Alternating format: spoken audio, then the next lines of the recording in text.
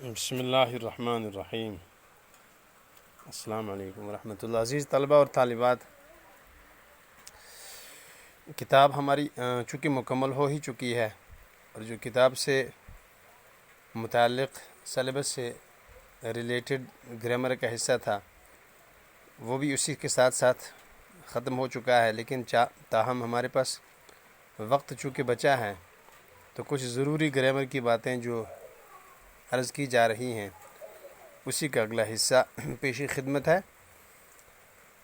گفتگو ہوئی تھی پچھلے سبق میں مصدر کے حوالے سے۔ مصدر کی دو قسمیں بتائیں گئی تھی، لازم اور متعدی، اور مصدر ہی کا ایک اور حصہ اس کو کہتے ہیں حاصلی مصدر۔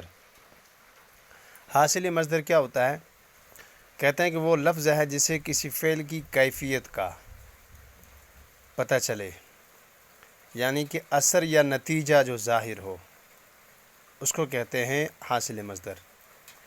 دوسرے الفاظ میں ہم یوں کہیں گے، حاصل مصدر وہ لفظ ہے جس سے کسی فعل کی کیفیت کا پتہ چلے، یا نہ بدل کے الفاظ کہیے کہ فعل کی کیفیت کو حاصل مصدر کہتے ہیں، یا فعل کے اثر کو حاصل مصدر کہتے ہیں، یا فعل کے نتیجے کو حاصل مصدر کہتے ہیں۔ عموماً مصدر میں علامتی مصدر نہ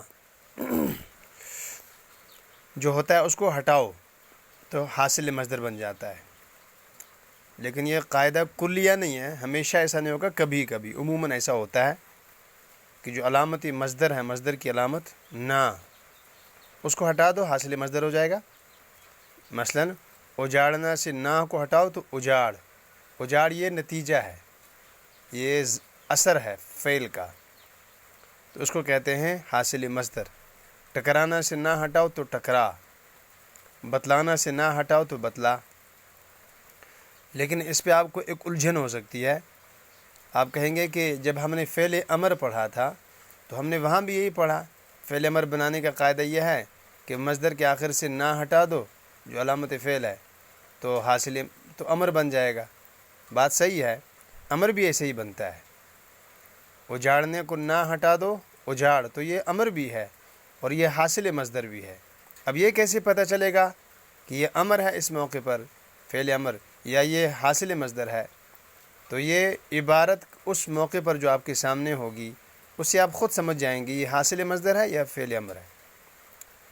لیکن حاصل مصدر بنانے کے اور بھی طریقے ہیں۔ مثلا مصدر کا آخری الف ہٹا دو، حاصل مصدر بنتا ہے۔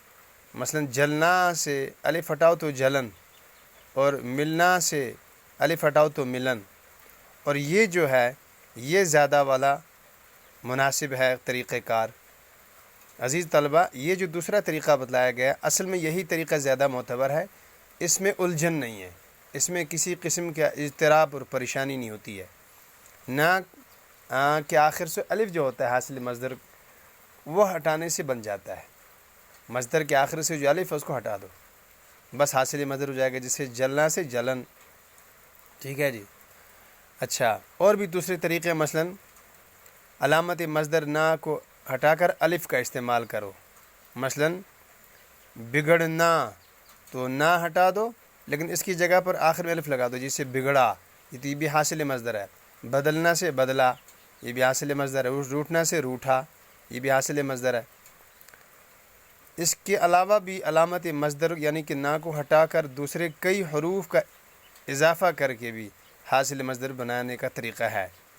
جیسے مثال کے طور پر تھکنا، تھکنا حاصل مصدر ہے، اس کے آخر سے علامت مصدر نہ مٹاؤ، اس کے ساتھ میں الف اور نون کا اضافہ کر دو، جیسے تھکان، تو اس میں نہ ہٹا کر نون جوڑا گیا ہے۔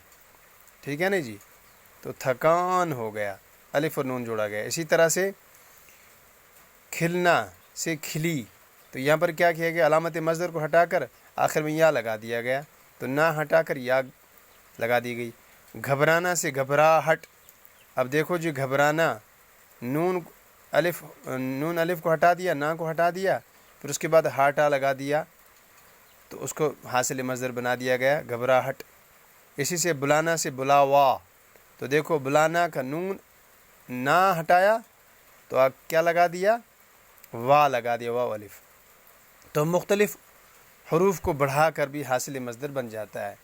تو اس کے 3 طریقے آپ یاد رکھیں گے۔ سب سے بہترین طریقہ پہلا والا جو ہے وہ تو عموماً استعمال ہوتا ہے، لیکن اس میں آپ کو میں نے کہا کہ اس میں الجھن ہوتی ہے، امر بھی ایسے ہی بنتا ہے، فعل امر، اور حاصل مصدر بھی۔ لہٰذا دوسرا طریقہ جو ہے اس کو آپ زیادہ یاد رکھیے کہ الف کو ہٹا کر آخر میں نون لگا دینا، جیسے جلنا سے جلن، ملنا سے ملن، سکڑنا سے سکڑن وغیرہ۔ اور دوسرا بھی علامت جو طریقہ کار ہے وہ بھی جیسے کہ آخر میں الف کا لگا دینا نا کو ہٹا کر، جیسے بگڑنا سے بگڑا، بدلنا سے بدلا وغیرہ۔ اور تیسرا بھی کہ علامت مصدر نہ ہٹا کر مختلف حروف آخر میں لگا دیے جاتے ہیں تو وہ بن جاتا ہے، جیسے کہ کبھی ہٹ لگا دیا گھبراہٹ ہو گئی، کبھی یا لگا دیا جیسے کھلی، کھلنا سے کھلی ہو گئی وغیرہ وغیرہ۔ یہ علیہ مصدر کے طریقہ کار کو تھوڑا سا تبدیل کر کے حاصل مصدر بنانے کا طریقہ بتلایا گیا۔